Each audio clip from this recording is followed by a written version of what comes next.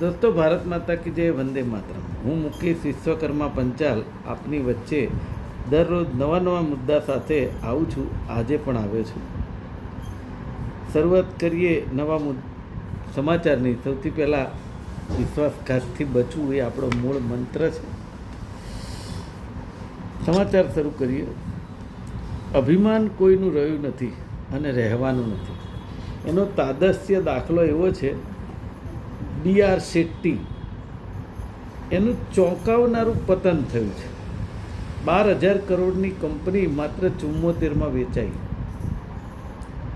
એવું કહેવાય છે કે 60 રૂપિયા લઈને યુએઈમાં નસીબ અજમાવવા ગયેલા ફાર્માસિસ્ટને ભારત સરકારે પદ્મશ્રી એનાયત કર્યો હતો. પહેલાં મેડિકલ રિપ્રેઝેન્ટેટિવ બન્યા અને પછી હેલ્થ ક્ષેત્રે ટોપ પર પહોંચ્યા હતા અને આજે આ પરિસ્થિતિ આવી ગઈ. એટલે અભિમાન રાજા રાવણનું પણ રહેતું નથી. એટલે જે આ 200 કરોડનો, 500 કરોડનો, 1000 કરોડનો, 5000 કરોડવાળા જે છે ને, એ બધાને ચેતી જવાની આ લાલ બત્તી છે. 16 એપ્રિલે BSNLની ઓફિસની સામે ધરણા કરશે. BSNLના પેન્શનર્સને મોંઘવારીનો ત્રિમાસિક વધારો ન મળતા દેખાવ કરશે. કારણ કે એ સમજી ગયા છે કે હવે ચૂંટણી છે એટલે મતદાનના લોભોમાં સરકાર કરશે. દર 3 માસે મોંઘવારી ભથ્થામાં વધારો કરવાના ઓર્ડર મુજબ વધારો ન મળ્યો હોવાથી ધરણા કરશે. વિકાસના વાયદા સામેની વાસ્તવિકતા. ગોતામાં મુસાફરો ભરેલી સિટી બસ રસ્તા પર જ ખાડામાં ફસાઈ ગઈ. તંત્રએ 15 મિનિટમાં ગાબડું પૂરી દીધું. વારંવાર ખોદકામથી રસ્તો ગાંડા માર્ગ જેવો બન્યો. મને એવું થાય છે કે એક બાજુ અઢળક ટેક્સ આવે છે, એડવાન્સ ટેક્સ આવે છે, બીજી બાજુ કોર્પોરેશન શેના માટે આવું ભ્રષ્ટાચારી કામ કરે છે મને ખબર નથી. તમારા ઘર ભરવાની એક લિમિટ તો હોવી જોઈએ ને, મને એ ખબર નથી પડતી. માણસને ખાવા કેટલું જોઈએ? મહિને 50,000 લાખ રૂપિયા હોય તેના કુટુંબનું ભરણ પોષણ થઈ શકે. તો તમારે અધો આટલા બધા રૂપિયા ભ્રષ્ટાચારના કમેન્ટ કરવું છે શું? એક વખત કુદરત રાજી નહીં રહે ને તે દિવસે ખબર પડશે. મને એ ખબર નથી પડતી. માનીએ કે ભ્રષ્ટાચાર છે, પણ આ હદ થતી જાય છે. કોઈક જગ્યાએ બસ પડી જાય, કોઈક જગ્યાએ માણસો મરી જાય છત તૂટવાથી. આ પ્રકારનું કામ કરવાનું 10-15 વર્ષની તો કોઈ ગેરંટી હોવી જોઈએ કે નહીં? 2, 4, 5 વર્ષમાં ST બસ સ્ટેન્ડનું પેલું તૂટી જાય, છત તૂટી જાય. ખરેખર કોઈ શરમ જેવું રહ્યું નથી સરકારનું. AMCના લોકોએ, અમદાવાદ મ્યુનિસિપલ કોર્પોરેશન અને અમદાવાદની પોલીસ, આ બંનેનો ટ્રાફિક પોલીસનો સંયુક્ત એક ગાંડ પણ કહેવાય કે CCTV કેમેરા ગોઠવ્યા છે.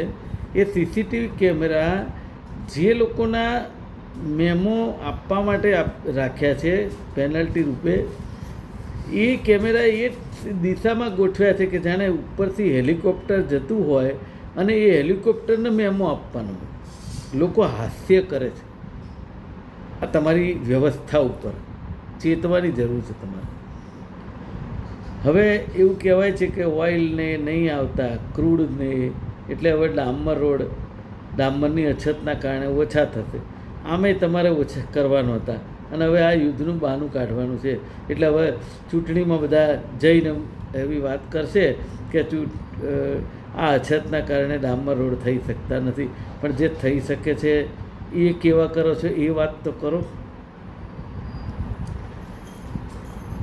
આતંકીના ફાર્મમાંથી તમારું આધાર કાર્ડ પકડાયું છે, આવી વાત કરી અને એક NRI દંપતીને ડિજિટલ એરેસ્ટ કરીને 33 લાખ રૂપિયા પડાવી લીધા. હવે આ જે બનાવ બને છે તેના પછી શું થયું, એ બનાવનું FIR થઈ કે ના થઈ, આ બાબતની એક સાઇટ ગુજરાત પોલીસે ચાલુ કરવાની જરૂર છે કે જે ગુનો બને છે એના પછી શું થયું, એ ગુનેગારનું શું થયું, એ ફરિયાદીનું શું થયું, કોર્ટે શું જજમેન્ટ આપ્યું, એની વિધિવત રીતે માહિતી ઓનલાઈન મૂકવી જોઈએ. તો પ્રજાને ખબર પડે ખરેખર સરકાર ક્યાં, ફરિયાદી ક્યાં અને ગુનેગાર ક્યાં. બાકી તો ચાલતું જ રહેવાનું. આ જે રીતનું સિસ્ટમ જે છે ને, એ સિસ્ટમમાં ફેરફાર નહીં આવે. સુધારો લાવવો જરૂરી છે. આપણે કીધેલું જ છે કે અમદાવાદ મ્યુનિસિપલ કોર્પોરેશનની અંદર જે બ્રિજ બને, રોડ બને, તળાવ બને, જે કંઈ હોય ત્યાં એમને તકતી તો લગાડે જ છે નામની. ફલાણા ભાઈના હાથે લોકાર્પણ. અરે ભાઈ, લોકાર્પણ કર્યું ને એમનો મોબાઈલ નંબર લખો ને, કોર્પોરેટરનો લખો, અધિકારીનો લખો, સંસદ સભ્યનો લખો, ધારાસભ્યનો લખો, તો પ્રજા ડાયરેક્ટ સંપર્ક કરી શકે કે તમે આ બ્રિજ આવો કેમ બનાવ્યો, રોડ આવો કેમ બનાવ્યો. તો એના માટે બીક લાગે છે. શેના માટે બીક રાખવાની મને ખબર જ નથી પડતી.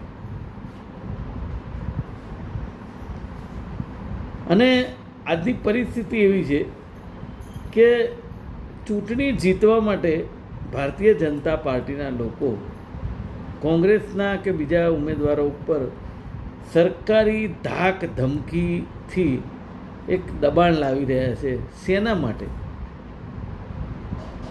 કેટલાક ઉમેદવારોના ફોન આવે છે કે અમને ધમકી આવે છે કે તમને આમ કરો ને તેમ કરો ને. મેં કીધું પણ શેના માટે એ લોકો આવું કરે છે?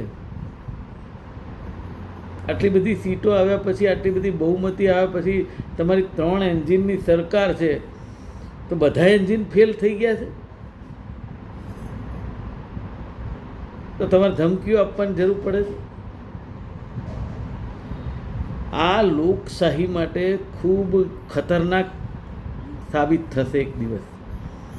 જેને ધમકી આપતા હશો ને એ પણ એક દિવસ એવો રિજિડ થઈ જશે કે એ ક્યાંક ને ક્યાંક સંઘર્ષ વધશે, ઘર્ષણ વધશે. તો શેના માટે લોકશાહીનું ખૂન કરો છો?